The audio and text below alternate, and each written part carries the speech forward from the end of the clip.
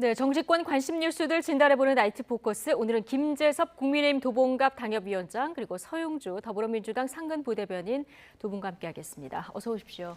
안녕하세요. 네, 안녕하십니까. 자, 윤석열 대통령이 이르면 내일 장차관 인사를 단행합니다. 총선 출마를 위해서 국회로 돌아오는 분들도 있고요.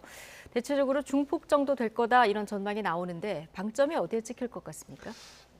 첫 번째로는 이제 국정 1년 차에는 윤 대통령이 향후 5년간 어떤 식으로 이 나라를 이끌어갈지에 대한 청사진을 보여줬다 그러면 2년 차부터는 그 동력을 확보하고 밀어붙이는 작업들이 좀 있을 것 같습니다. 네. 국정 1년 차의 3대 개혁을 말씀하시면서 뭐 노동, 연금, 교육 등에 있어서의 구체적인 청사진들이 좀 준비가 되었다 그러면 그것이 이제 과연 현실에서 어떻게 적용되느냐 그리고 어떤 네. 정책들이 나오느냐에 대해서는 아직까지 국민들이 손에 잡힐 만한 내용들은 없었다고 할 수가 있을 것 같거든요. 그래서 아마 장차관 개각이 된다 그러면 이 동력을 확보해서 정말 손에 잡히는 정책들이 어떤 방식으로 나오느냐를 아마 보여줄 수 있는 인사들로 구성이 될 것 같고요. 두 번째는 아무래도 내년 4월에 있을 총선의 주도권을 지는 것도 굉장히 큰 방향이라고 저는 하나 생각합니다. 왜 그러냐면 지금 여야가 극한 대치를 하고 있는 상황이고 당연히 청문회장도 어떤 정쟁의 한복판에 있을 수밖에 없거든요. 근데 정부 여당으로서도 이 청문회에 자신감이 있는 것은 윤석열 정부 초기 내각에서의 청문회를 기억해 보시면 다들 느끼실 겁니다. 대개는 민주당이 강한 야당 내지는 야당을 잘하는 정당 이런 얘기를 많이 해서 청문회에서 늘 강한 모습을 보여줬다가 이번 21대 국회에서 민주당이 보여줬던 청문회의 모습은 거의 사실은 희화화되는 모습들만 국민들이 기억하시고 계실 거거든요. 그러다 보니까 오히려 한동훈 장관이 더 부각되는 모습 이런 것들을 많이 보았기 때문에 정부 여당 입장에서도 민주당의 저런 무딘 송곳을 얼마든지 버텨낼 수 있을 만한 준비가 되어 있다는 자신감인 것 같습니다. 예. 그래서 저는 그래서 첫 번째로는 어떤 국정 운영의 방향성을 이끌어갈 인사들이 될 거고 두 번째는 총선의 주도권을 청문회장에서 쥔다. 저는 이 두 가지 방향으로 생각하고 있습니다. 두 가지의 어떤 포인트가 있을 것이다. 예. 먼저 말씀하신 국정 동력 확보. 대통령실 비서관이 이제 부처 차관으로 몇 분 갈 것이다 이런 전망이 나오는데 이것도 국정 동력 확보 차원이라고 보면 될까요? 저는 그렇게 생각하는 것이 예. 대통령의 의중 내지는 대통령이 끌고자 하는 국정 철학을 가장 잘 이해하는 사람들은 아마도 대통령을 보좌하는 대통령 비서실 직원들일 거라고 예. 생각합니다. 그래서 물론 이 내각 구성원들 역시도 대통령의 의중을 잘 이해하고 있겠지만은 공무원들로서의 신분, 그다음에 공무원들이 이끌어가야 되는 장관으로서 국무위원으로서의 또 신분이 같이 있는 것이거든요. 근데 대통령 비서실은 그보다 조금 더 자유로운 형태에서 대통령 훨씬 더 가까운 지근 거리에서 그다음에 훨씬 더 깊이 있는 이해를 통해서 어떻게 국정 운영을 해야 되는지 하고 싶은지를 정확하게 알고 있을 거라고 생각이 됩니다. 아마 그런 의미에서 대통령 비서실에 있는 인사들이 일부 국무위원으로 들어감으로써 조금 더 대통령과 내각이 혼연일체 되는 그런 모습들을 좀 연출하려고 하는 것이 아닌가 그런 방향성을 가지고 있는 것이 아닌가 이렇게 생각이 듭니다. 네. 자, 서용주 부대변인은 어떤 부분을 좀 주목하고 계십니까? 그러니까 이제 국민들한테 약속한 그러니까 윤석열 대통령께서 약속한 게 있었죠. 책임장관제. 실종됐잖아요. 그러니까 행정부 중심의 시스템으로 돌리겠다. 그리고 장관들에게 권한을 주고 자율성을 줘서 책임장관제를 실시하겠다고 국민들한테 약속을 했는데요. 지난 1년을 보면 책임장관제는 없었던 것 같아요. 뭐 장관들 면면을 보시면 알겠지만 뛰어난 분들도 많이 있고 또 부족한 사람도 있었어요. 근데 보면 용산에 하명을 받아서 부처를 그냥 운영하는 정도 수준이다. 본인들의 의견을 얘기하더라도 윤석열 대통령이 헛기침 한번 하면 바짝 엎드려서 그 정책을 바꿔버리는 그런 장관들로 모여 있기 때문에 결국에는 그 누구도 장관을 하지 않으려고 할 것이다. 라는 측면에서 이번 개각에서 윤석열 정부는 인사, 구인난에 처했어요. 예. 그래서 상계 부처를 바꾸는데 뭐 이제 통일부 장관은 지금 이제 국회로 돌아가겠다라는 뜻을 뭐 이미 얘기를 한 것 같고요. 나머지 방통위원장, 권익위원장 이 세 개 부처 장관급인데 이 자체도 솔직히 마땅치 않아요. 또 권익위원장 자체는 알려진 바로는 검사 출신, 중수부장. 그다음에 이제 방통위원장은 지금 뭐 고심을 하고 있다고 하는데 그 위에는 개각을 하려고 해도 장관을 올려고 하는 사람이 없다. 왜냐? 이미 용산에 하명받는 장관 안 하고 싶다라는 의견들이 많을 거예요. 그다음에 차관을 10개 부처 이상을 바꾸는데 그러면 장관 자체는 허울뿐인 장관인 것이고 결국에는 실세 차관들이 각 부처를 운영한다. 이게 어떤 국정 운영의 정상적인 운영 방식일까요? 아무리 대통령과 뜻을 같이 한다 하더라도 부처는 위계가 있는 겁니다. 장관이 결정하고 차관이 각 부처별로 자기가 할 역할들이 있는 거예요. 근데 차관이 대통령과 소통을 해서 장관을 흔든다? 이거는 국가의 시스템 자체를 잘못 이해하고 있는 것이다. 라고 했을 때는 특히나 차관들 출신들이 대통령실에 뭐 비서실에서 간다. 그분들이 누굽니까? 다 검사 출신들이 많아요. 또 그러면 검사 출신들이 부처의 차관으로 가서 이 국정을 흔든다. 네. 라는 점에서는 다양한 소통 방식, 다양성도 사라지고 책임 장관도 사라지고 용산 내 대통령 입만 바라보는 전제군주식 국정 운영으로 계속 가겠다는 뜻에서 좀 그렇게 볼 수밖에 없었어요. 좀 아쉬움이 크고 우려도 있습니다. 네, 지금 두 가지 지적을 해주셨는데 장관을 하려고 하는 사람이 없는 것 같다. 그리고 차관 중심으로 돌아가는 것이 맞지는 않는 것 같다. 이런 의견이신데요. 네, 뭐 말씀하신 내용 일단 두 번째부터 말씀을 드리면 뭐 차관 중심 이거는 아닌 거고요. 사실 이게 원래 모든 뭐 역대 정부에서 다 있었던 일이지만은 대통령 비서실의 힘이 워낙 세다 보니까 오히려 장차관들이 힘을 못 쓰는 경우들이 훨씬 더 많았거든요. 그렇다 보니까 각 부처는 공무원의 논리로 계속 돌아가게 되고 대통령이 해야 되는 국정 운영 과제들 같은 경우에는 오히려 이 부처청에서 제대로 충분히 이행되지 않는 그런 문제들이 계속 있었습니다. 그 교착 상태들이 계속 있었기 때문에 오히려 장차관에서 대통령과 의중을 같이 할 수 있는 사람, 대통령의 국정 철학을 가장 잘 이해하고 또 공무원사를 이끌 수 있는 사람들이 들어가는 것이 또 많은 역대 대통령들이 바랬던 문제였고 당연히 윤석열 대통령도 그런 취지로서 이런 내각 개각들을 좀 한다고 생각하고요. 장관 하고 싶지 않아 하는 문화는 사실 뭐 이번에 그렇게 뚜렷하게 보이는 것도 아니고 과거부터 계속 있었던 겁니다. 그러니까 왜 그러냐면 이건 문재인 정부 때도 많이 있었던 건데 청문회 제도 자체에 대한 문제를 우리가 짚지 않을 수 없을 것 같거든요. 청문회가 예를 들면 그 사람의 정책이라든지 비전이라든지 아니면 최소한의 윤리적 검증 같은 것들이 아니라 신상털이식 내지는 그 사람의 모든 발언들까지 다 가지고 와서 가족까지 망신을 주는 그런 방식으로 청문회가 과도화되고 정쟁화되다 보니까 사실은 어떤 그 이력을 살아온 사람이라도 선뜻 나서기가 어려워지는 문제들이 좀 있습니다. 그래서 청문회 관련돼서도 법과 제도를 좀 바꿔야 된다는 이야기들이 계속 있는 것이거든요.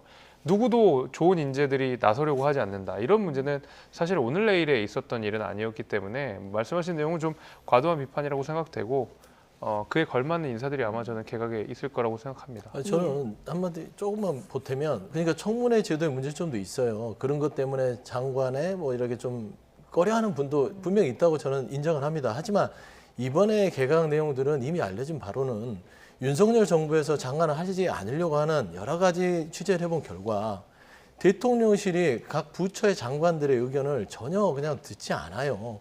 그 단적인 예로 예전에 69시간 노동부에서 발표했을 때 대통령이 이미 그거를 대선 후보 공약으로 냈던 부분들을 노동부 장관이 얘기했더니 또 이런저런 대통령이 아니라고 하니까 노동부 장관이 또 입장을 바꾸잖아요.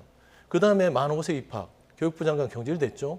이런 부분들이 보면 대통령의 말 한마디에 장관들이 맥을 못 추고 본인들의 자율성을 다 잃어버립니다. 그런 호울뿐인 장관을 누가 하려고 하느냐라는 측면도 분명히 존재한다는 점은 인정해야 된다라는 점 좀 말씀드리고 싶습니다. 예. 자, 방통위원장 지명 여부도 관심이었는데요. 지금 지명 발표는 임명 시기가 관건이다 이런 전망이 나오지 않았습니까? 자, 내일 같이 임명될 것 같다 이런 보도가 나오다가 지금 보니까 다음 달 이후로 미뤄질 것 같다 이런 보도가 또 나왔습니다. 한상혁 전 방송통신위원장 자녀 임기가 7월 말까지잖아요. 이때까지는 그럼 차관 체제로 가고 그다음에 임명하겠다는 이런 수순일까요? 아마 그렇게 읽혀집니다. 근데 뭐 임명 자체는 굉장히 강한 의지가 있다라는 이야기가 여러 언론 보도사에서 나온 상황이기 때문에 이동관 특보가 아마 내정된 것은 사실로 보이지만은 결국 이제 지명까지가 어떻게 될 것이냐 이게 난관인 것 같습니다. 실제로 그 학폭 논란이라고 하는 것이 과거에 비해 훨씬 더 큰 문제가 되었고 언론 보도에서 나온 내용들이 결코 간단한 내용은 아니기 때문에 아무래도 국민 정서라든지 어떤 방송통신위원회 위원장으로서의 자격이라든지 이런 것들에 대한 송국 검증이 들어갈 수밖에 없는 것이거든요. 이건 야당이 검증하기 이전에 국민들께서 먼저 물어보시는 게 있는 겁니다. 그러다 보니까 이동관 특보가 실제로 뭐 방송 개혁이라든지 아니면 KBS 그 수신료를 분리징수하는 문제라든지 여기에 전문가를 하더라도 이런 여러 가지 과거의 논란들에서 자유로울 수가 없기 때문에 저는 이런 대비가 되지 않는 이상, 그러니까 국민들께 뚜렷하게 해명이 되지 않거나 뭔가 불투명한 부분이 남아 있다 그러면 아마 대통령실에도 임명이 좀 어려울 거라고 생각이 됩니다. 그래서 아마 어떤 검증이 좀 이루어지는 시기가 된 것 같고. 그러면 지금 인사 대상자가 바뀔 가능성은 없다. 뭐 이런 보도도 나왔습니다만은 분위기를 봐서 바뀔 가능성도 있다고 보시는 겁니까?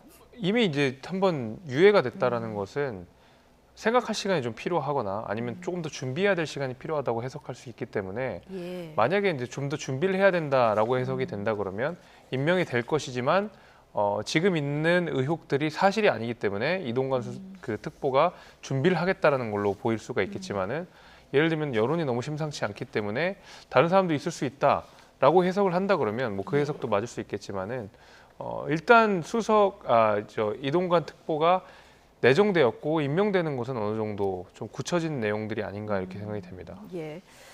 자, 이 정순신 사태를 한번 겪었잖아요. 그래서 대통령실에서 이번에 그 학교 폭력 문제를 검증을 했다 이렇게 얘기를 하고 있는데요.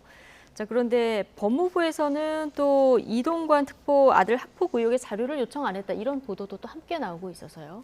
그러니까 이건 이제 어떻게 봐야 될까요? 학폭 논란 부분, 학폭을 은폐하려고 했던 거죠. 정확하게 표현하면.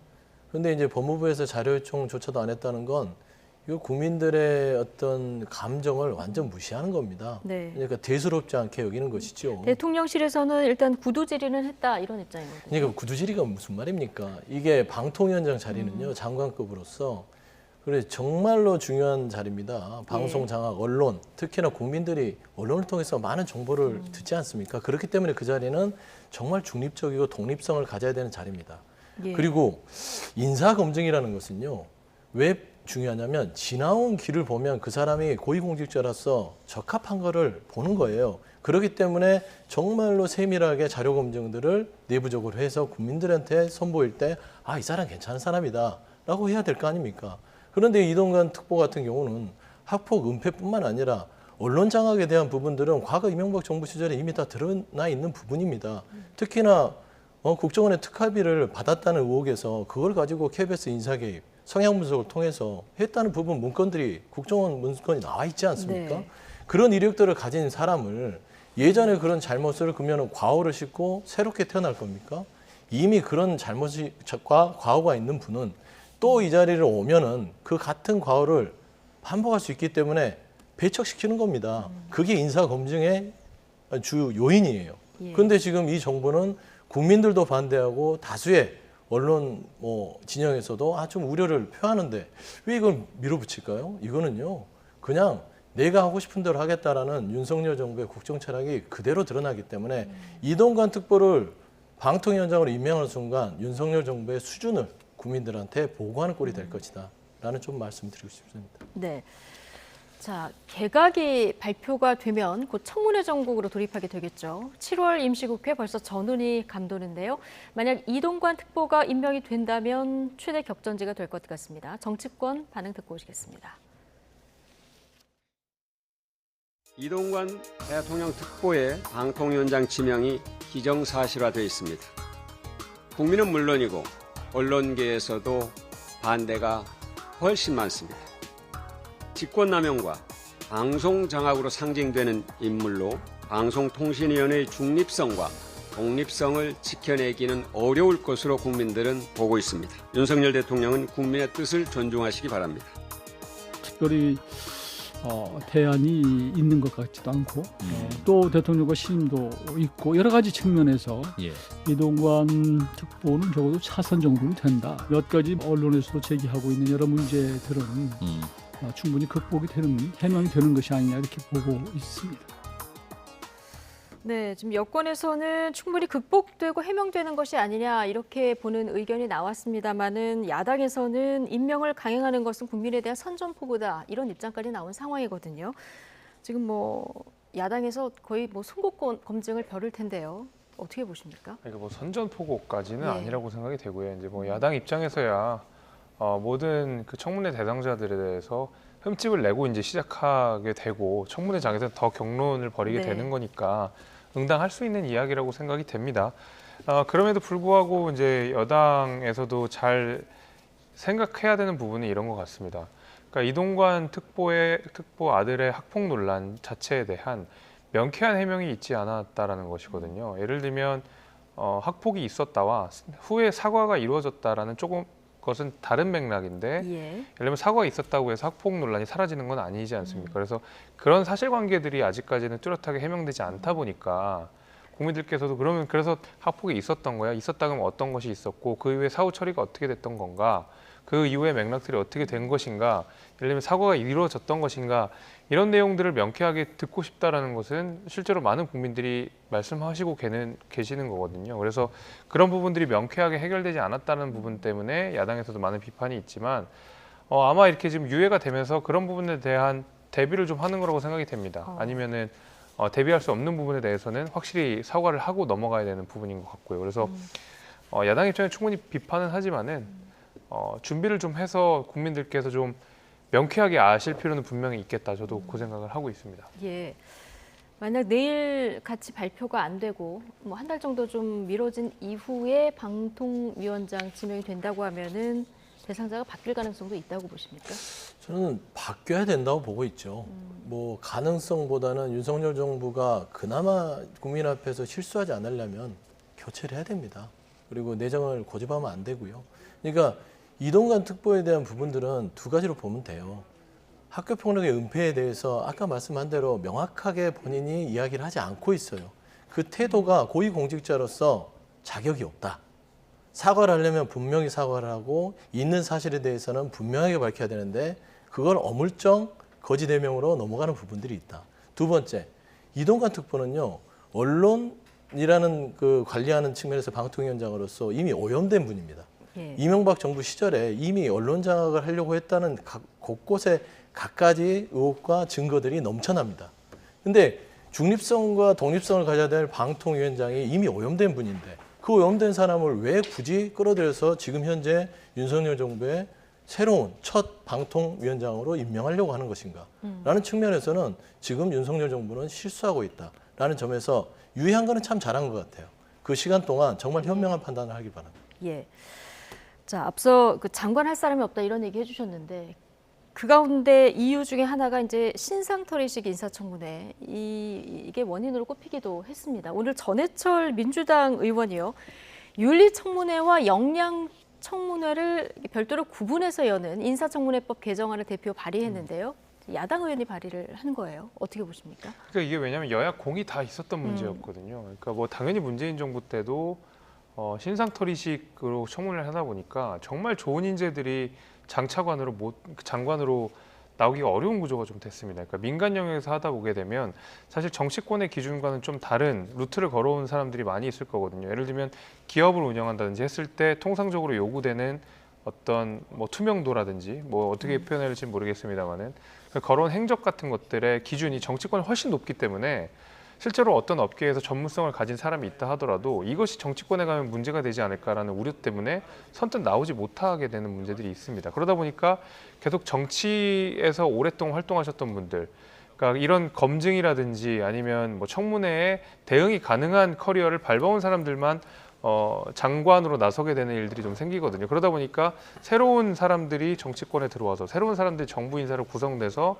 역동적인 정부를 만들기 어려운 문제점이 사실 문재인 정부 때도 있었고 그전에 박근혜 정부 때도 계속 있었습니다. 그래서 더 이상 이런 식으로 청문회가 정쟁의 장이 돼버리면 국가의 미래에도 그다음에 현 정부를 운영하는 데도 큰 문제가 있다라는 판단이 단연히 여야 공이 있는 것이고 야당 쪽에서 이런 법안을 발의했다는 것 자체에 대해서는 뭐 저도 대단히 환영하는 바입니다. 네. 여야 막론하고 이거 좀 구분해서 국민들이 보실 때는 좀 역량을 검증하고 윤리 문제가 있는지 없는지는 좀 비공개로 하거나 아니면 시간을 좀 넉넉히 둬서 따로 하자 이런 의견들이 여야 막론하고 좀 나왔었거든요. 이거 꼭 필요하다고 봐요. 예. 그러니까 이제 여야 정치권에서 그러니까 그 어떤 후보자를 두고 그 후보자의 도덕성, 그 다음에 그 사람의 자질, 그분만 보면 되는데 어느 순간부터 정치가 변질이 됐어요. 이 영화를 보면 가장 안 좋은 악당이 가족을 인질로 잡는 겁니다.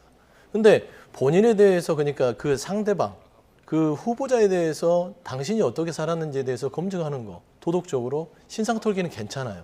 그런데 꼭 어느 순간부터 자식, 부인 이쪽으로 초점을 맞춰가면서 이 사람이 아무리 역량이 좋더라도 가족들을 털어서 여기에서 나오는 문제점을 가지고 흔드는 겁니다. 그러면 그 사람이 가진 역량으로 국가의 어떤 봉사를 할 수 있는 기회가 박탈이 되는 거잖아요. 합리적이지 않습니다. 그리고 정치권에서 어느 순간부터 저는 늘 염려하는 게 여야를 막론하고요. 가족들을 볼모로 잡고 인질로 잡는 정치는 이제 그만해야 되지 않냐. 그래서 한 사람에 대한 정치인에 대한 공격은 좋습니다. 그거는 본인이 감내해야 되잖아요. 그런데 어느 순간부터 가족을 턴다. 그런 측면에서는 전해철 의원께서 좋은 법안을 냈다라고 좀 평가를 하고 싶습니다. 예. 자, 이제 대표 발의를 했으니까요. 이 이후 과정을 좀 지켜보도록 하고요. 자, 지금부터는 이제 정치권으로 조금 더 가까이 들어와서요. 지금 총선이 10개월도 안 남았습니다. 9개월여 남은 상황인데 이러다 보니까 뭐 움직임 하나하나에 관심이 쏠리고 있습니다. 특히 1년 만에 귀국한 이낙연 전 대표의 그 행보에 관심이 쏠리고 있는데 첫 외부 일정은 김대중 전 대통령 뉴욕 참배였습니다. 이거 뭐 예상됐던 일정이라고 봐야겠죠. 그렇다고 봐야죠. 그냥 뭐 통상적으로 들어오면 현충원을 가게 되고 그다음에 이낙연 전 대표가 정치를 안 하실 분은 아니잖아요. 정계 은퇴를 하신 것도 아니고 오셔서 현충원 참여하면서 본인이 가장 존경했던 대통령이 김대중 네. 대통령이다. 눈으로 얘기했었고 그래서 김대중 대통령 묘역을 참배한 것이에요. 그래서 네. 지금 그러면서 이제 평산도 갈 것이고요.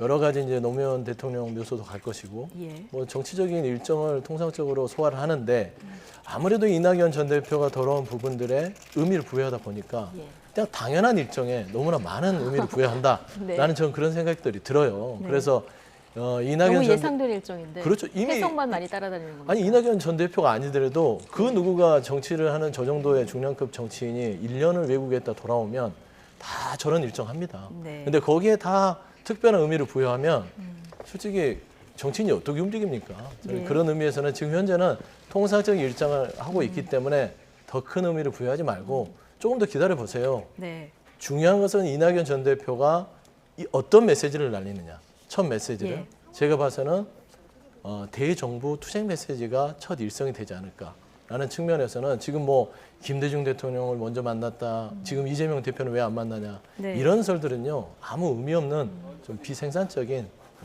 이야기다라고 네. 좀 말씀드립니다. 어디를 다니느냐 이걸 주목하기보다는 첫 메시지가 어떻게 나오느냐 그걸 기다려야죠. 이걸 기다려야 된다는 말씀이신데요. 그래도 이낙연 전 대표가 귀국했기 때문에 누구를 먼저 만날까 이 부분도 국민들의 관심입니다. 지금 말씀하신 대로 봉화마을, 평산마을까지는 일정이 잡혀있다 이렇게 얘기를 했거든요. 근데 정치인이 이제 말을 한다고 해서 그 말만 메시지가 되는 게 아니라 옷 매무새부터 뭐 걸음걸이, 그다음에 네. 어딜 가는지가 하나하나 다 정치적인 메시지입니다. 게다가 이낙연 전 대표 같은 경우에는 전남도지사도 하셨고요. 그렇죠. 국회의원을 5번을 하셨고 굉장히 정치적인 경험이 많은 분이고요. 그러니까 본인이 어떤 자리에 어떻게 간다, 아니면 어떻게 이야기한다가 어떻게 정치적으로 해석될지를 누구보다 잘하는 분일 거라고 생각합니다. 총리하셨을 때의 그 대정부 질의나 이런 데서 하신 걸 보면 메시지를 굉장히 좋아하셨잖아요. 국민들께서. 그 메시지도 굉장히 좋으신 분이고 정책 감도 좋으신 분이라고 생각합니다. 그런데 이 행보 자체가 이재명 대표랑 조금 결이 다른다는 모습은 아마 많은 분들이 느낄 거고 이낙연 전 대표가 그걸 모르지 않을 거라고 생각합니다. 예. 당연히 메시지를 담고 있는 것이고요.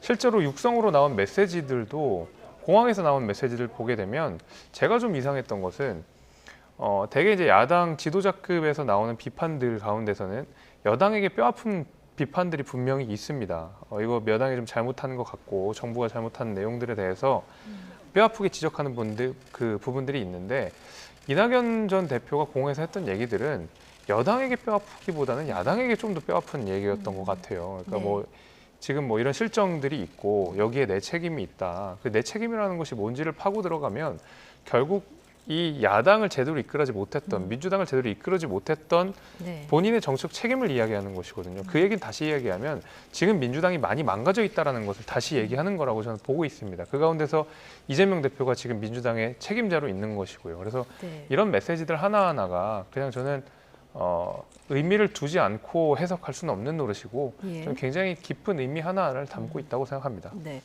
자, 대정부 투쟁 메시지가 먼저 나올지 아니면 민주당이 스스로 반성해야 된다 이런 메시지가 먼저 나올지 이거 좀 지켜봐야 될 것 같은데 귀국돼 공항에 함께 갔었던 신경민 전 의원이 어제 출연했는데 공항에 생각보다 굉장히 많은 분들이 오셨고 또 멀리서도 많이 오셨기 네. 때문에 이낙연 전 대표도 놀랐다 이렇게 얘기를 그렇죠. 하시더라고요. 그렇게 많이 나올 줄은 몰랐을 거예요. 네. 그러니까 이제 이낙연 전 대표도 민주당의 대선 후보 경선에 꽤 유력한 후보로서 뭐 뛰었던 분 아니겠습니까? 네. 그리고 뭐 정치적인 팬덤도 있는 분이고요.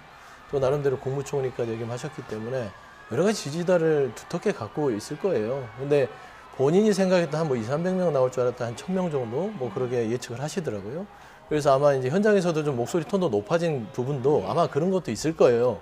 좀 이렇게 격양이 되겠죠. 예. 이거 많이 나왔는데 하면서 좀 흥분된 상태에서 얘기를 하신 것 같은데 좀 김재섭 위원장이 얘기하는 거와 저는 좀 조금 다른 시각으로 봤던 건 현 민주당에 대한 얘기보다는 지금 현재 정부에 대한 이야기를 많이 했어요. 따지고 보면 이 한마디로 끝나는 겁니다. 나라가 국민을 걱정해야 되는데 국민이 나라를 걱정하고 있다. 라는 말로 그 일성으로 끝난 거예요. 그리고 못다한 정치에 대한 책임. 그러니까 본인이었다면은 내가 대선에서 이겨서 대통령이 돼서 이런 꼴을 안 당하겠을 건데 어떻게 이렇게 해석이 되는지 모르겠어요. 그 얘기가 아니라 이낙연 전 대표 같은 경우는 총리도 지내셨고 말씀한 대로 뭐 광역단체장도 하셨고 오선 의원 했어요. 근데 바보가 아닌 이상 지금 이 현장에 나와 있는 모든 국민들이 보는 상황에서 네. 내가 대통령이 안 돼서 이 나라가 힘들어졌다 이런 말을 하겠습니까? 그 말은 무엇이냐면 민주당 대선 후보 경선에서 졌지만 이재명 대표 후보가 됐는데 내가 조금 더 힘을 내서 도왔으면 0.73이라는 이걸 줄이지 않았을까? 본인이 민주당의 일원으로서 예. 이재명 대표를 제대로 못 도왔다라는 어떤 책임감의 발로를 이야기한 것이지 본인이 후보가 안 돼서 이 나라가 힘들어졌다. 이거는 너무나 나간 그냥 해석이다. 예. 1차원적인 해석이다. 알겠습니다. 그렇게 말씀드리겠습니다. 어쨌든 이낙연 전 대표의 본격적인 정치 행보와 맞물려서 친명계 의원들은 좀 통합이라는 단어를 강조하고 있습니다. 이재명 대표부터 만나라 이런 목소리도 나오는데요. 발언 듣고 오시겠습니다. 정치 행보를 본격적으로 하시기 전에 꼭 하셔야 될 한 가지 일이 있다고 저는 생각합니다. 이재명 대표부터 만나십시오. 첫 번째, 함께 검찰 정권에 맞서자. 두 번째, 후쿠시마 오염수 방류 함께 저지하자. 세 번째, 당의 혁신을 위해서 힘을 모으자. 이 세 가지를 이재명 대표와 이낙연 전 대표님께서 합의를 해주시면은 통합의 길로 가지 않습니까? 분열과 갈등에 지친 당원들 그리고 지지자분들의 기대에 대해서 이낙연 대표가 잘 알 것이라고 생각하고 지금 우리가 해야 될 일은 당의 모든 당력을 모아서 윤석열 정권의 이 무도한 국정 운영에 대해서 단호하게 싸우고 또 그래서 당이 다시 제집권 기반을 만들 그런 혁신을 함께 할 때거든요. 네.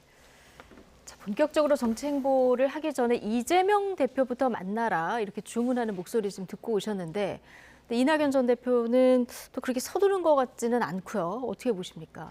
뭐 조금 즐기시는 것 같아요. 그래요? 네, 왜냐하면 전직 당 대표셨다가 한참 동안 이제 대선 경선에서 탈락한 이후에 언론에서 집중도 많이 사라졌고 과거 이제 이낙연 대표가 소위 말하는 어대낙이라는 별명이 있었지 않습니까? 예.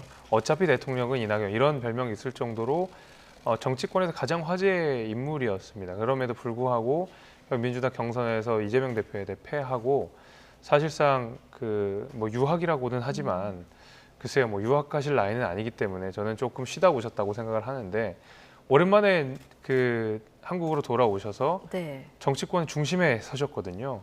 그리고 그 중심에 서시게 된 계기가 어떤 이낙연 대표에 대한 재평가라든지 아니면 이낙연 대표에 대한 국민적 열망 이런 거라기보다는 철저하게 이재명 대표에 대한 반감, 이재명 대표에 대한 반사작용 이런 것들로서 지금 이낙연 전 대표가 부각이 되고 있는 상황이기 때문에 저는 지금 당장 어차피 이낙연 대표가 정치를 계속 하실 거라 그러면 예. 지금의 또다시 찾아온 언론 허니문 기간을 놓치고 싶진 않을 거라고 생각합니다.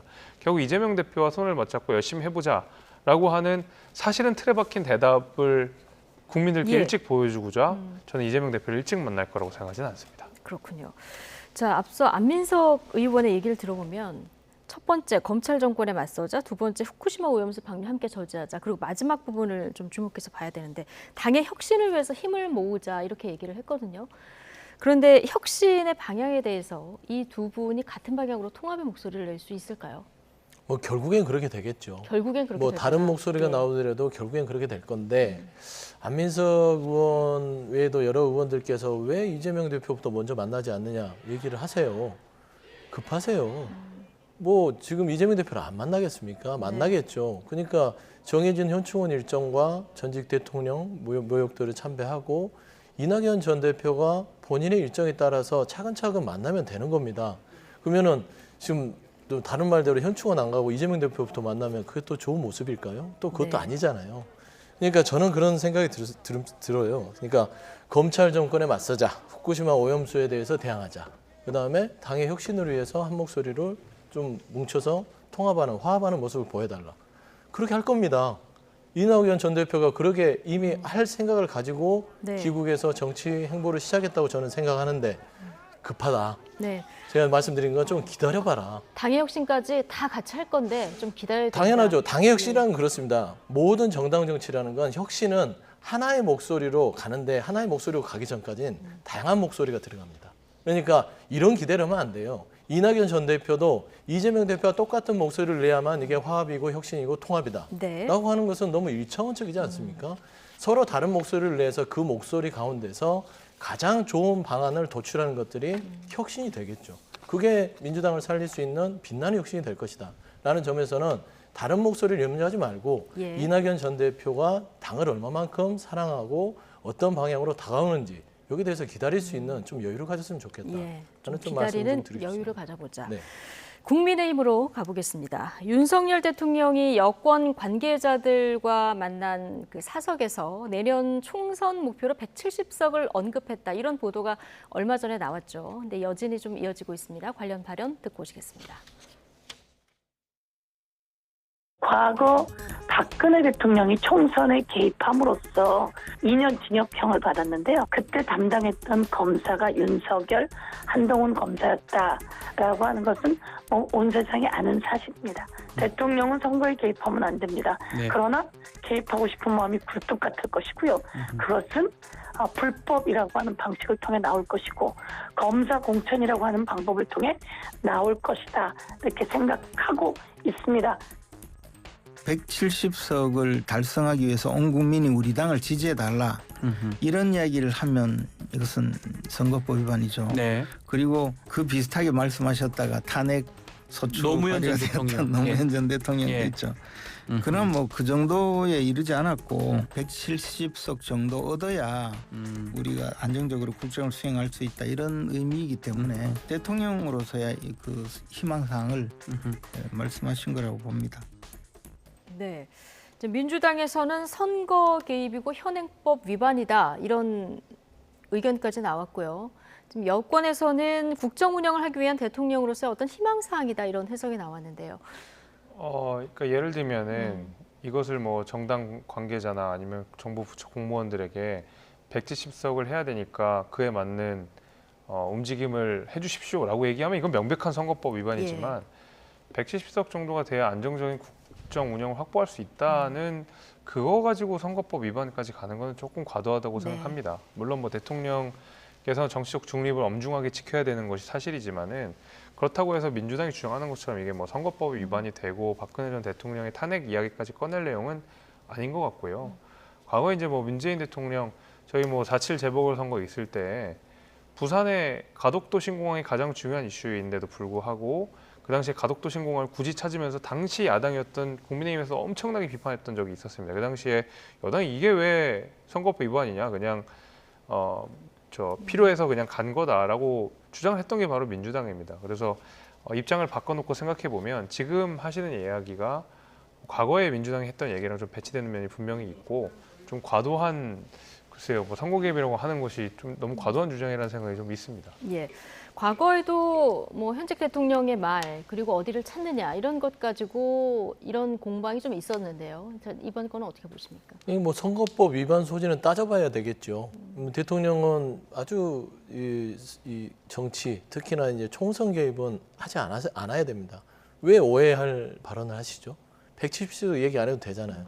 그냥 우리가 국정 운영을 위해서는 아주 좀 많은 의석을 확보해야 된다라는 정도까지만 해도 이해가 돼요. 근데 딱 찍어서 170석을 얘기했습니다. 그래서 저는 선거법 위반 여지는 따져볼 만은 하다.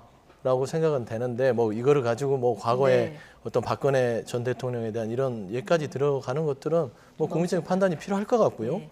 근데 이제 중요한 거는 무엇보다 대통령께서 요즘에 뭐 자신감이 붙으신 건지는 모르겠지만 조금 경솔해 보여요. 뭐냐면 국민들은요 170석, 180석 이렇게 얘기하는 게 굉장히 많은 의석이잖아요. 뭐냐면 이 정도 자신감이 있는 것과 오만하면 다른 겁니다. 그러니까 선거는 오만하면 무조건 지게 돼 있거든요. 근데 이 국정 운영의 그 집권 여당의 가장 위에 있는 대통령께서 공개적으로 뭐 공석이든 사석이든 간에 이런 발언을 했다는 부분들은 예. 국민들이 지금 뭐 잘하는 것도 없는 것 같은데 170석을 달라고? 되게 오만한데? 라는 측면에서는 대통령께서는 집권 여당인 국민에게도 도움이 안 되고 본인에게도 도움이 안 되는 발언을 하셨다는 점에서는 좀 아쉬움도 크고요. 앞으로 뭐 이제 윤석열 대통령께서 여러 가지 뭐 발언들을 좀 직설적으로 많이 하시지만 네. 이런 부분들이 자주 나올 때마다 국민의힘의 지지율 또는 앞으로 총선에서의 뭐 잘 될 것도 안 될 공산이 크기 때문에 말씀을 아껴야 된다라는 좀 말씀드리고 싶습니다. 자, 그런데 현실적으로 국민의힘이 내년 총선에서 뭐 170석을 확보하든 과반을 확보하든 이게 공천이 굉장히 중요하지 네, 않겠습니까? 그럼요. 지금 어떤 얘기들이 나오냐면 전략적 허용이라는 말이 좀 등장하면서 뭐 한동훈, 안철수, 원희룡, 뭐 나경원, 윤희숙 이런 인물들과 함께 또 유승민, 이준석 전 대표까지 껴안아야 된다 이런 그 전망들도 나오는데 어디까지 허용이 될 것 같습니까? 예측하기 너무 어려운 질문인데 네. 저는 최대한 다 같이 가는 게 맞다고 생각합니다. 그러니까 결국 우리가 총선에서 싸워야 하는 상대는 우리 뭐 국민의힘 진영에 있는 분들이 아니라 결국 정부 여당, 그러니까 정부를 뒷받침할 수 있는 어떤 여당으로서의 강함을 지녀야 되기 때문에 저희가 그동안에 뭐 내홍도 분명히 있었고 그 가운데 갈등도 있었고 여러 가지 일이 있었지만 결국 총선이라는 큰 목표 아래에서 저는 하나로 다 뭉칠 거라고 생각합니다. 그래서 뭐 말씀 주신 윤희숙 의원부터 전 의원부터 예. 시작해서 이준석 전 대표까지 저는 최대한 많은 분들이 함께해서 과거의 다양성으로서 목소리를 냈었던 그리고 다양성으로서 힘을 얻었던 보수 정당의 면모를 이번에 보여준다 그러면 설령 검사 공천이라는 말이 나온다 하더라도 그 검사가 지역에서의 인기가 좋고 실제로 능력이 검증된 사람이라고 한다 그러면 저는 오히려 훨씬 더 좋은 효과를 낼 수 있을 거라고 보거든요. 그래서 최대한 많은 사람들, 그다음에 최대한 많은 스펙트럼의 사람들 그리고 유능한 사람들이 같이 공천되는 방식으로 넓게 가는 게 좋다고 봅니다. 예, 유승민, 이준석 전 의원, 전 대표까지 다 같이 저는 갈 수 그렇게 있으면 가야 생각합니다. 된다. 네. 자, 어떤 보도도 있었냐면요. 한 여권 관계자 발인데 한동훈 장관이 내각에 남아 있어야 한다는 건 굉장히 한가한 소리다. 그러면서 지금 마포을 공천도 적극 검토될 것이다라고 했다는 이런 보도가 나왔거든요. 마포을이면 정청래 의원 지역구거든요. 가능성 어떻게 보십니까? 가능성이 없진 않아요. 한동훈 장관은 여기저기 자객으로서 활약을 하고 계시고 지금 보면은 법무부 장관도요 야당 자객입니다. 법무부 장관 하시면서 민주당만 계속해서 지발 공격하시고 야당 대표만 공격하는 말하자면 자객 장관 하고 계시는데 또 자객 공천까지 거론되는 거는 새삼스럽지 않습니다. 그러나 더불어민주당 마포울 정청래 의원이 그렇게 호락호락한 상대는 아닙니다. 만에 하나 한동훈 장관이 거기에 출마를 해서 자격 공천을 했는데 실패를 해요. 예. 암살에 실패를 했을 땐 어떻게 될까요? 정치 생명이 끝나는 것이죠. 그런 뭐 위험을 말하자면 다 안고 나서 출마하지는 않을 것 같고요. 무엇보다 중요한 거는요. 한동훈 장관의 출마 여부는 이제는 더 이상 논의할 바는 아닙니다. 한동훈 장관이 이미 장관이 처음에 임명되면서부터 정치를 예. 하기 위해서 임명이 되셨고 활동도 그렇게 하셨기 때문에 이제는 어떤 방식으로 출마를 하느냐. 그러니까 본인은 안 나온다고 할 거예요. 저는 이번 내각에서 끝까지 하겠다라고 하는데 결국에는 추대하듯이 스타 장관을 만들듯이 나와주십시오. 꽃가마를 태워서 출마를 시키는 그런 형식이 되지 않을까라는 네. 점에서는 한동훈 장관이 그게 불행의 시작일지 행복의 시작일지는 지켜봐야 될 것 같습니다. 예. 뭐 내각에 남아 있을 수도 있지만 총선에 나온다고 한다면 좀 짧게 여쭈면 마포을 그 전략적으로 어떻습니까? 글쎄요, 마포을이면 기본적으로 민주당 세가 강한 지역이기 그렇죠. 험지죠. 때문에 국민의힘 입장에서는. 전 전략 공천, 특히 이제 정청래 의원과 맞붙어서는 전 한동훈 장관이 얼마든지 경쟁력은 있다고 생각을 합니다. 심지어 어려운 지역임에도 불구하고. 근데 이제 연고가 없다는 점 이런 것들을 생각해 보면 오히려 좀 연고가 있으면서도 지역 호소력이 있고 한동훈 장관의 캐릭터를 더 잘 살 수 있는 지역으로 가지 않을까 생각합니다. 오히려 정청래 의원 하나 잡자고 한동훈 장관이 마포홀로 가는 거는 오히려 한동훈 장관의 역할을 축소하는 거라고 생각합니다. 예. 자, 그리고 여권에서 지금 시대전환 대표인 조정훈 의원 영입도 고려하고 있다 이런 보도도 나오는데 뭐 조정훈 의원은 민주당까지 양당 합류 가능성 뭐 인터뷰에선 다 열어놓은 상황입니다. 지금 제3당 만드는 움직임도 좀 일고 있고요. 정치권이 좀 앞으로 어떻게 그 인재 영입에 있어서 흘러갈까요? 조정훈 시대전환 의원에 대해서는 제가 논평할 건 없는 것 같아요. 네. 저는 이분이 정치를 함에 있어서 정체성이 뭔지 모르겠습니다. 뭐 국민의힘도 갈 수 있고 민주당도 갈 수 있고 3당도 갈 수 있고 저는 그냥 개인적인 생각으로는 이렇게 정치하는 게 맞는가. 뭔가 본인의 가치와 철학이 뚜렷해야만 그게 근데 정치인으로서. 여당도 틀릴 수 있고 야당도 틀릴 수 있지 않습니까? 그거는 둘 다 뭐 이제 비판하는 뭐든지 이기는 네. 팀에 가겠다. 나를 대우해 주는 곳에 가겠다라는 것은 정치인으로서 가치 철학보다는 나에게 이득이 가는 곳에 가겠다. 예. 저는 그렇게 좀 박하게 평가하고 싶어요. 네, 박하게 좀 평가를 해주셨는데요. 어떻게 보십니까? 글쎄요, 뭐 일단은 그 본인께서 이제 정당을 만드셨고 그 제3정당으로서의 역할이 지금 남아 있는 상황이기 때문에 전에 말씀하신 대로 본인이 창당을 했었을 때 가치를 얼마큼 잘 관철시킬 수 있느냐, 그다음에 남아 있는 21대 국회 임기 동안 그것을 얼마큼 잘 보여줄 수 있느냐가 더 중요한 문제라고 생각합니다. 알겠습니다. 자, 이제 총선 9개월 남은 상황에서 여야 움직임 그리고 제3지대까지 어떻게 움직일지 좀 지켜봐야겠습니다. 김재섭 국민의힘 도봉갑 당협위원장, 서용주 더불어민주당 상근부대변인 두 분과 함께했습니다. 고맙습니다.